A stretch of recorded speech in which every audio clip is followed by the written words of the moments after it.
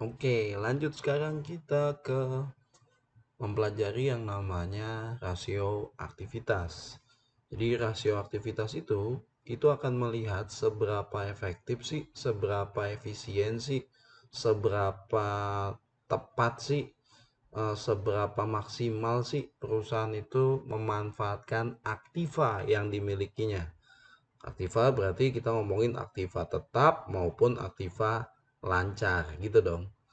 Rasio ini berfokus pada perputaran aktiva yang digunakan untuk menghasilkan pendapatan. Semakin cepat perputaran, maka akan semakin tinggi penjualan. Maksudnya gimana tuh?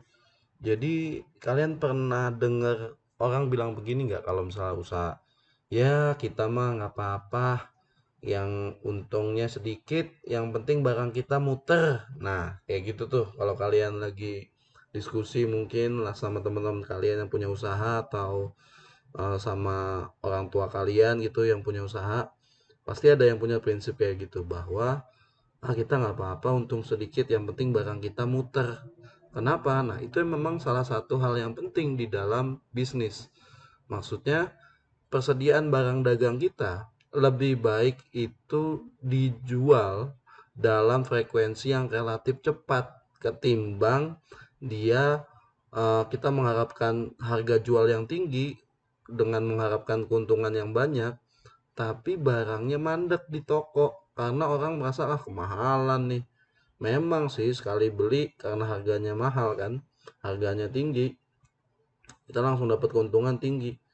Tapi akhirnya ya barang kita, duit kita mandek tuh di persediaan barang dagang.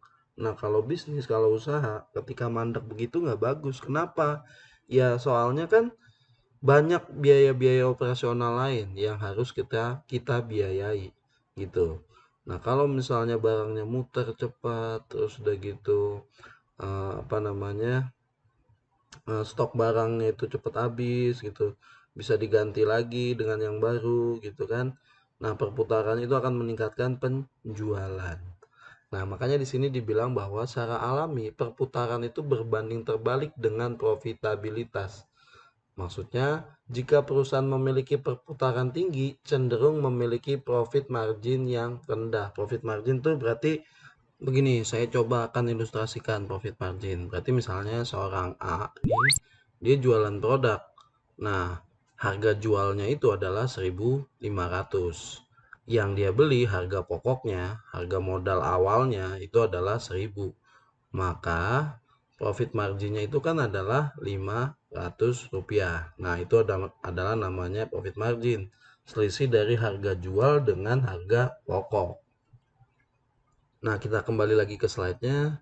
Kemudian dijelaskan lagi bahwa perusahaan yang memiliki perputaran tinggi cenderung memiliki profit margin yang rendah.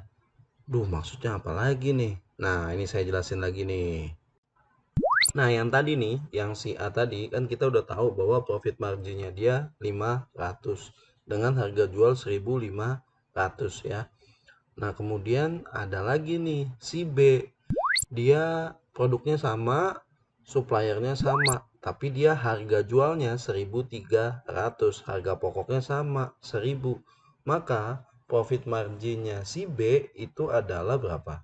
300 dong. Nah, karena dia menjual dengan harga jualnya lebih murah daripada si A, maka bukan kemungkinan lagi, tapi pasti sensitif kan, kalau apalagi kalau di Indonesia.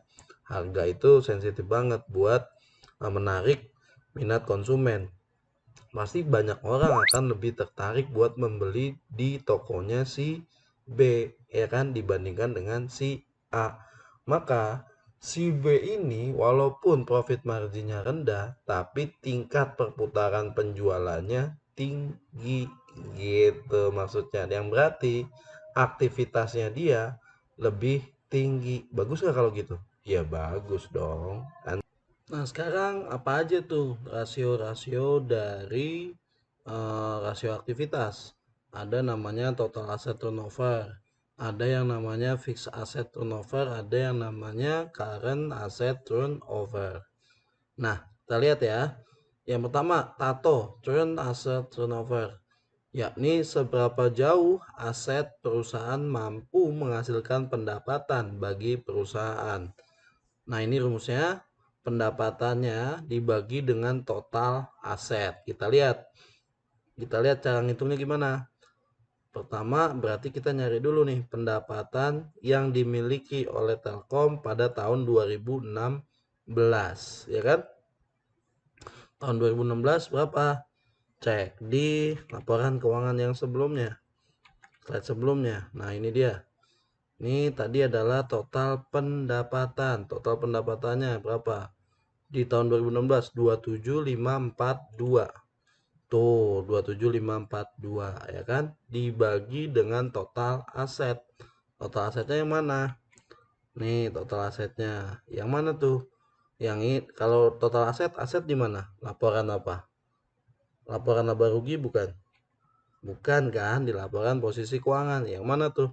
Yang tadi nih, yang ada di rasio, yang tadi dibuat rasio likuiditas. Ini total asetnya di tahun 2016 adalah 179.611. Ini kan. Nah, kita masukin deh ke rumus yang buat menghitung total aset turnover.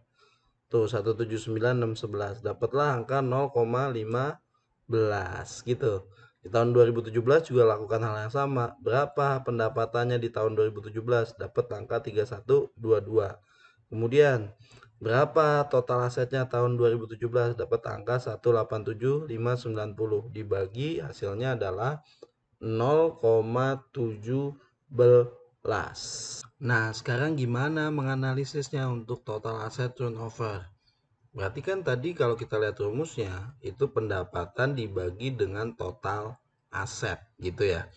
Berarti kalau misalnya ya angkanya ini semakin tinggi, angka pendapatannya semakin tinggi, sedangkan asetnya tetap ya. Misalnya pendapatannya tadinya 2, ya kan, 2/1, 2 kan. Kemudian tahun berikutnya pendapatannya jadi 3, asetnya tetap 1, jadi 3 tuh, jadi kan 2/3. Maka kalau dari logika yang tadi ini kita pakai, berarti ketika asetnya tetap tapi pendapatannya meningkat, iya dong. Asetnya tetap, pendapatannya meningkat. Bagus gak tuh buat perusahaan? Ya bagus dong. Berarti asetnya itu mampu menghasilkan, mampu meningkatkan penjualan, mampu meningkatkan pendapatan. Nah, kalau kita lihat sekarang di tahun 2016, tadinya 0,15.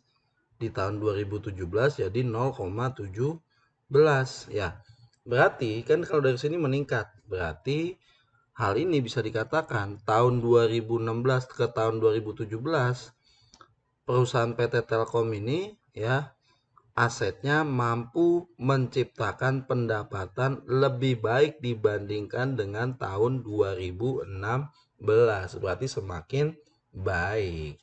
Itu untuk menganalisa total aset turnover.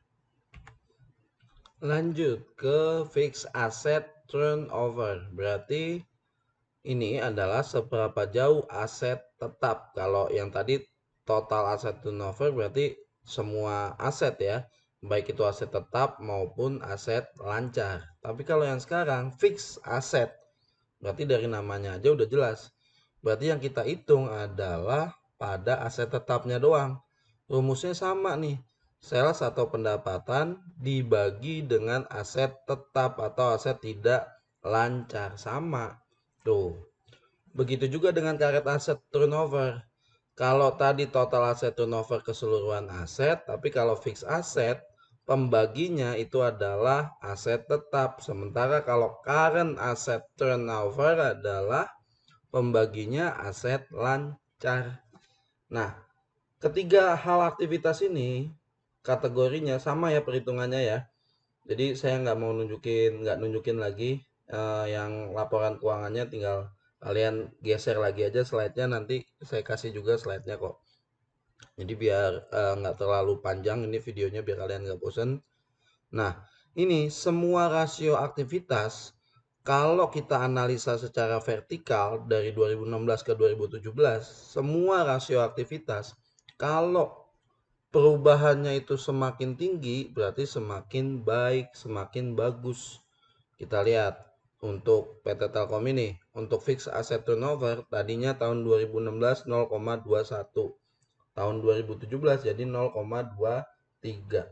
Berarti ini bisa dibilang bahwa aset tetapnya PT Telkom itu baik, mampu meningkatkan penjualan. Begitu juga dengan current asset turnover atau aset lancarnya. Oh, kalau yang aset lancarnya turun nih 0,58 ke 0,57. Nah, berarti turun nih. Berarti kan bisa dikatakan dia turunnya cuma 0,01 gitulah ya. Dikit banget nih.